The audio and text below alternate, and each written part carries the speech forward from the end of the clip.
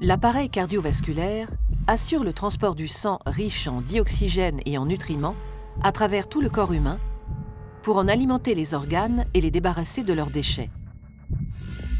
Il se compose de 3 grands types de vaisseaux sanguins qui forment un système clos. Les artères,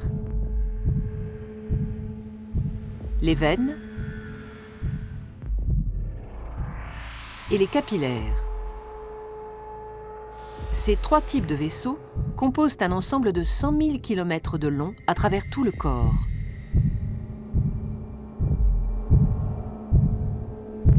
Une artère transporte le sang du cœur vers les organes. Les veines, à l'inverse, le transportent des organes vers le cœur. L'artère est donc un vaisseau partant du cœur. La veine, un vaisseau arrivant au cœur.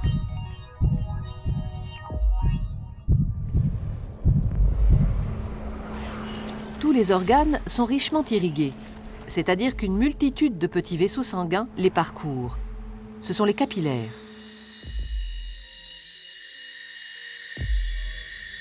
Les capillaires relient entre elles artères et veines dans les organes. C'est donc au niveau de ces vaisseaux très fins que les échanges se font entre le sang qui apporte nutriments et dioxygène et les organes qui se débarrassent du dioxyde de carbone et des autres déchets. Plus un organe est actif, plus l'apport de sang et les échanges sont importants.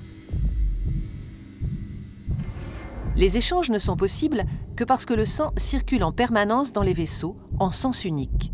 Il est mis en mouvement par le cœur qui fonctionne comme une pompe. Ce moteur de la circulation sanguine est un muscle creux et cloisonné. À chaque contraction, il propulse du sang dans les artères.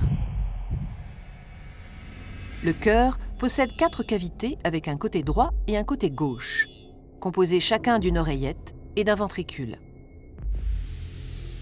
Le côté droit reçoit le sang pauvre en dioxygène. Le côté gauche, au contraire, le sang enrichi en dioxygène après son passage au niveau des poumons.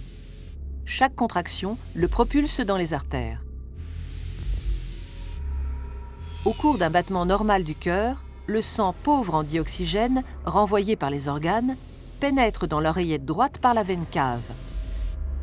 La contraction de l'oreillette droite le fait passer dans le ventricule droit, qui, en se rétractant à son tour, l'expédie dans les poumons par l'artère pulmonaire.